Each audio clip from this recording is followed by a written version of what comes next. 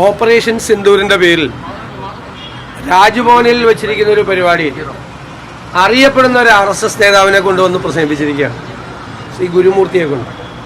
അദ്ദേഹം അവിടെ നടത്തിയ പ്രസംഗത്തിൽ ഇതിനു മുൻപുണ്ടായിരുന്ന കേന്ദ്ര ഗവൺമെൻറ്റുകളെക്കുറിച്ചും പ്രധാനമന്ത്രിമാരെക്കുറിച്ചും അധിക്ഷേപകരമായ പരാമർശങ്ങളാണ് നടത്തിയത്. ഇത്തരം രാഷ്ട്രീയ പ്രസംഗങ്ങൾ നടത്താൻ, വിവാദങ്ങൾ പറയാൻ ഉള്ള സ്ഥലമല്ല രാജ്ഭവൻ. രാജ്ഭവൻ ഈ സംസ്ഥാനത്തിൻ്റെ തലപ്പത്തിരിക്കുന്ന ഗവർണറുടെ ആസ്ഥാനമാണ്. അവിടെ നടക്കുന്ന ഓപ്പറേഷൻ സിന്ദൂർ പരിപാടി നടത്തുന്നതിൽ ഞങ്ങൾക്ക് ആർക്കും യാതൊരു വിരോധമില്ല. അതിൽ മിലിറ്ററി എക്സ്പെർട്ടുകളെ കൊണ്ടുവന്നോ, വിദഗ്ധന്മാരെ കൊണ്ടുവന്നോ, വിദേശകാര്യ വിദഗ്ധന്മാരെ കൊണ്ടുവന്നോ പ്രഭാഷണ പരമ്പരകൾ നടത്തുന്നതിലോ, സർക്കാർ അവിടെ ചെയ്ത കാര്യങ്ങൾ, സൈന്യം അവിടെ ചെയ്ത കാര്യങ്ങൾ പ്രചരിപ്പിക്കുന്നതിനോ ഒന്നും ഞങ്ങൾക്ക് ആർക്കും യാതൊരു വിരോധമില്ല.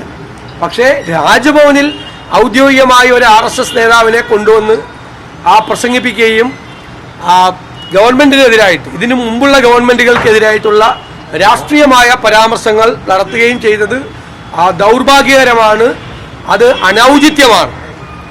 സംസ്ഥാന സർക്കാർ ഇക്കാര്യത്തിൽ ഉള്ള പ്രതിഷേധം ഗവർണറെ അറിയിക്കണം എന്നാണ്. ഞങ്ങൾ അതിശക്തിയായി പ്രതിഷേധിക്കണം. അവിടെ അങ്ങനെ ചെയ്യാൻ പാടില്ലായിരുന്നു. അറിയപ്പെടുന്ന ഒരു RSS നേതാവ് വന്ന് രാഷ്ട്രീയ പ്രസംഗം രാജ്ഭവനിൽ നടത്താൻ പാടില്ല. അതിന് ഞങ്ങൾ ശക്തിയായി പ്രതിഷേധിക്കുന്നു. സർക്കാർ ഇതിൻ്റെ അഭിപ്രായം മുഖ്യമന്ത്രി വ്യക്തമാക്കണം, ഗവർണറെ പ്രതിഷേധം അറിയിക്കണം എന്ന് ഞങ്ങൾ ആവശ്യപ്പെടുകയാണ്.